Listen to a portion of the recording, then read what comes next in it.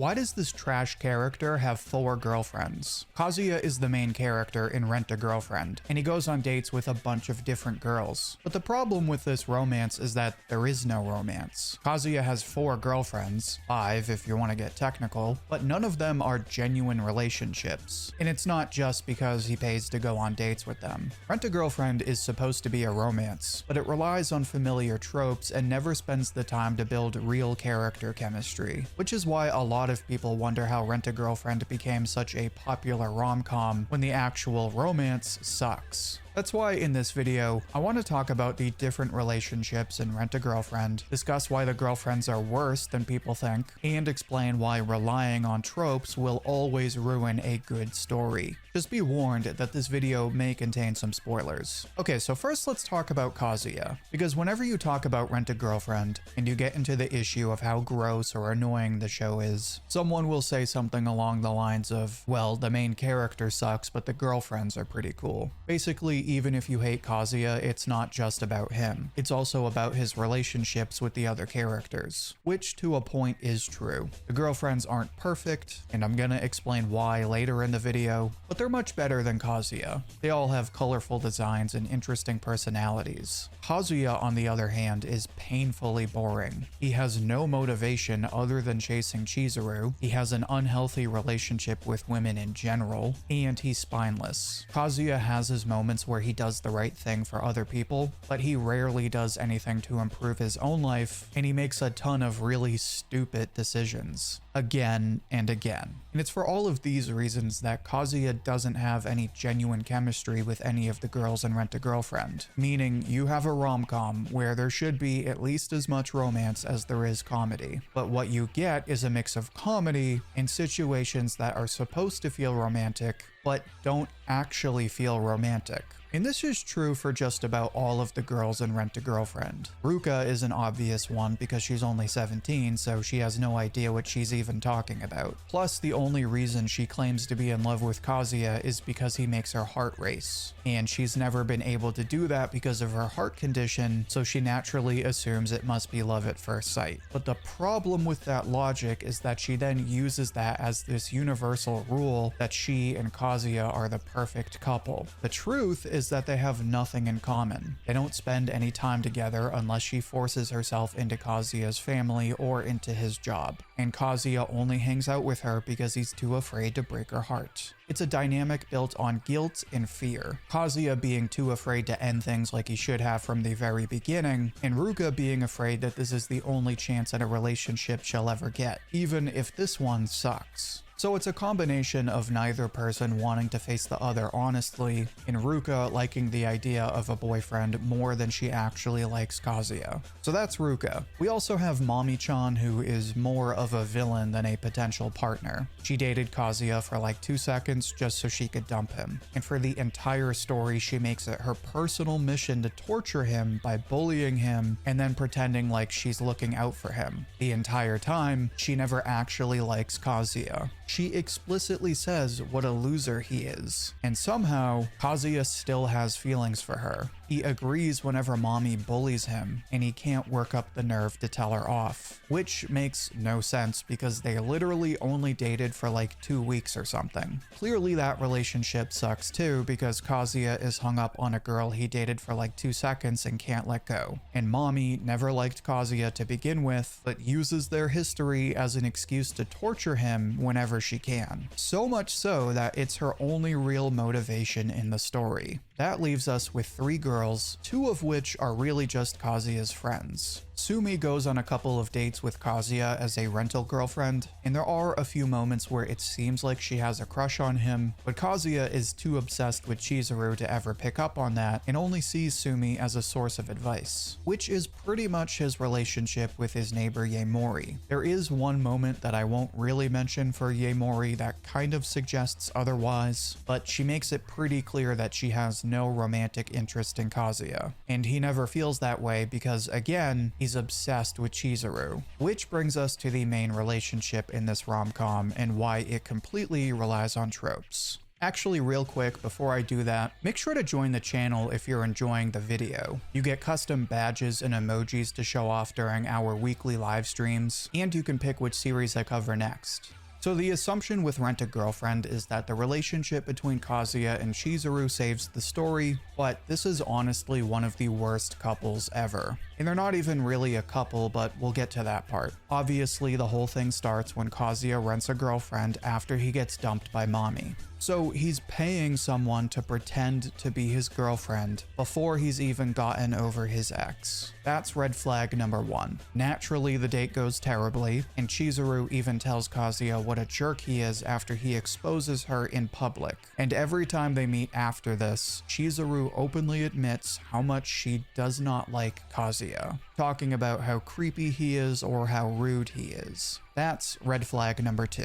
From this point on, they want to go their separate ways, but they keep getting forced together because of forces outside of their control. They find out that they go to the same school and live in the same building. Then Kazuya and Chizuru find out that their grandmothers became friends while staying at the same hospital. So after they pretend to be dating, they now have to keep lying about it so they don't upset their grandmothers. The plot is set up so these two cannot avoid spending time together. But at this point, it's really just Kazuya crushing on Chizuru. Chizuru is just trying to be nice and protect her identity because she's really pretending to be like two different people. It isn't until Kazuya saves her that she develops feelings for him. What happens is the two of them are on this boat and Chizuru accidentally falls off. Kazuya then immediately jumps into the ocean to rescue her. When Chizuru realizes what happened, she blushes and calls Kazuya an idiot. Obviously, the cliche here is that Kazuya saves Chizuru, and now Chizuru is supposed to look at Kazuya as more than just an idiot, but the big dumb idiot that saved her life. And this is really how Rent a Girlfriend relies on tropes. Because for the entire story prior to this moment, Chizuru did not like Kazuya. She didn't hate him or anything, but she was very honest about the fact that he was a loser. Then she saves her, and suddenly she starts to have feelings for him. It's a classic trope where the guy comes in like a knight in shining armor, and then the girl is like, "Oh, you saved me," and then they're supposed to fall madly in love. Which obviously can happen in some cases, because the idea is, wow, he must really care about me. But just because someone cares about you or is a good person doesn't mean you suddenly fall in love with them. Obviously, the gesture of diving off a boat to save someone is pretty impressive, but the problem is that there is such a stark contrast between the way Chizuru feels before and after this happens. It's unrealistic and makes the romance between these two characters feel like an arbitrary consequence of the absurd plot rather than a natural result of two people who feel attracted to each other. Although I will admit that there is one arc where this actually kind of works. At one point, Chizuru has been auditioning for movies as an actor, but she keeps getting rejected. So Kazuya gets the idea to crowdfund a movie so that he can produce a movie for Chizuru to star in. This is actually a good arc because you have Kazuya making a genuine gesture. Obviously, he's still head over heels for Chizuru and wants to impress her. But at this point, he's met her grandmother and he promised to look after Chizuru.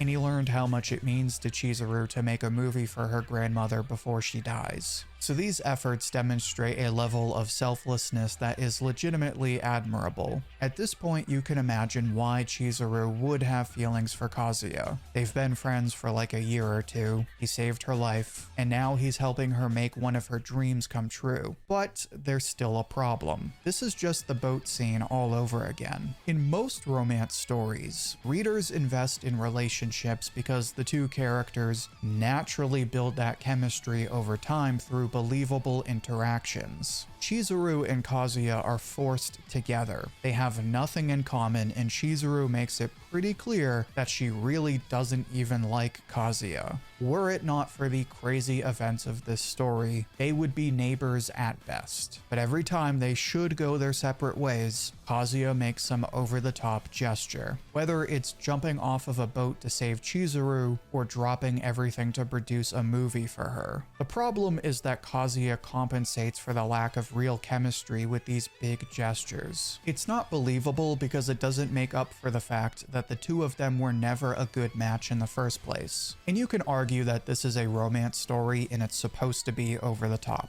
In fact, big gestures are how you win people over. But that's not really that true. If you like someone but they reject you, and then you do something like pay to fix their car or, I don't know, drive 50 miles and back to go pick up their friend, those are nice things, but they're too much. It's the kind of thing that most people wouldn't ordinarily do, so odds are it'll either feel awkward or it just makes you come off as someone who doesn't value their own time, which, you know, some people don't mind, I guess. But it all goes back to this idea that Kazuya and Chizuru's relationship lacks any real chemistry, and is completely dependent on Kazuya worshipping Chizuru. And even after they make the movie, Chizuru still isn't sure how she feels about Kazuya. Kazuya eventually admits his feelings, and after she has time to think about it, she says she's not sure how she feels, and that she doesn't not like him. 300 chapters in, this guy has done full-time, non-profit work for her, and Chizuru is still torturing this guy. And that brings up the other reason why the romance in this story doesn't work. So earlier I mentioned that if you bring up Rent-a-Girlfriend, someone might say it's not that great, but the girlfriends are cool. As we just discussed, none of them have genuine relationships with Kazuya, so there's really no romance. But you might come back and say, well, even if the romance sucks, I still like the girl characters, which is a totally fair point. That's the whole reason Rent-a-Girlfriend has a whole spin-off about Sumi and people like it. But if you say you like the girls in Rent-a-Girlfriend, my response is just, okay, but why though? There's this assumption that Kazuya is trash but the girlfriends are so much better, but they're basically just as bad as he is. Chizuru is the worst case, but let's look at the other characters first. Ruka is immature and honestly kind of selfish. She forces herself into Kazuya's family, and she is constantly blackmailing him. Then there's Mami. On the one hand, I love Mami because she is the Aizen of romance manga. At the same time, I say this ironically. She is a great villain, but because she's a terrible person. She tortures everyone in the story, says terrible things about people to their face, and she really doesn't care about the consequences. And the worst part is she's just like Kazuya. Kazuya has no motivation of his own other than chasing Chizuru. Mami has no motivation either. She's in college, but she has no career plans that we know of. She has no goals. Her only motivation is messing with the other characters, purely for the sake of ruining their lives. Now, Yaemori is a cool character, but she's not really a romantic interest, and she doesn't come into the story until much later. Sumi is like the one character that is genuinely a good person who actually has a decent motivation. She wants to build up her self-confidence and she wants to help her friends. Not to win them over necessarily, but simply because they're her friends. But she plays a minor role in the story at best. So that's why she gets her own story. Because in all honesty, Rent-a-Girlfriend isn't really about Sumi. It's about Chizuru, and Chizuru is just as bad as everyone else. Unlike Kazuya, she is a self-driven character. She goes to school, she works part-time, and she's working to become a full-time actress. She has a plan for her future and knows what she wants. Well, actually, no, she doesn't. Chizuru is a frustrating character, because she's designed to be like the perfect girl, but her personality honestly sucks. She doesn't bully Kazuya like Mami does, but she makes it clear that she sees Kazuya as a creep, which he deserves. But then the whole time she sort of has feelings for Kazuya, she just leads him on. Like, it is so obvious that he's in love with her, and she just kind of ignores it. It actually kind of ruins the whole movie thing, because on the one hand, Kazuya is doing this great thing, but at the same time, Chizuru's brain should be going, oh, wait a minute, he must really like me. Which, if she didn't like him, she should stop him and be like, dude, that's sweet, but let me just stop you. But she doesn't, and she lets him make the movie. So the implication is that she does like him because she's accepting this. But then afterward, all she can say is, well, I don't not like you. So in a way, Chizuru is almost just as bad as Mami. Mami tortures Kazuya and tries to somehow be the victim, but she's a villain and everyone knows that. Chizuru is supposed to be like the girl next door and the perfect girl that wants to be an actress and a perfect student, but she's just as indecisive as she is motivated, and she allows allows Kazuya to worship her. This happens while he suffers and she benefits. And the whole time she plays it off like she's a bystander. She even admits that she's hurting Ruka because she's the one that encouraged Kazuya to pretend to be her boyfriend, but then never has the decency to tell Kazuya that he should break things off. So one reason the romance doesn't work in this story is because it's fake. It's not believable because it's the result of absurd circumstances. The other reason it doesn't work is because of the characters. It's also not believable because the girlfriends are just as bad as they are incompatible with Kazuya. Like, not only do you not believe that they would date someone like Kazuya, but when you actually pay attention, they're really just as annoying as he is. Now, at this point, you're probably wondering, okay, so there's no romance and the girlfriends are all trash. So then why does anyone actually like this story? And it's really two reasons. One is something that I've said before, which is that you should read Rent a Girlfriend knowing that it's trash. The story is so absurd that if you just shut off your brain, it's actually pretty fun. Kind of like watching Jersey Shore. The other reason Rent a Girlfriend is so popular is because it's a soap opera pretending to be a rom-com. Rent a Girlfriend looks like a rom-com series. It's got the usual formulas of all the other romance series, and there are moments of romantic tension, but nobody actually reads it for the romance. You really follow it for the drama, to find out what happens and see how things play out. You read a romance story to watch a relationship develop. And this can be part of a soap opera, but soap operas are mainly about the drama. And if nothing else, Kazuya and Chizuru are incredibly dramatic. So the reason why people follow them and want to find out whether they'll actually get together is because of all the dramatic tropes in the story. It's not because they actually make a good couple. So it makes for a dramatic story that's led to the series getting its own anime and spin-off. But nobody seriously likes this story or its characters. Most people, anyway. And that is because Rent a Girlfriend uses dramatic tropes to tell a good story, instead of using good romance to tell a great romance story.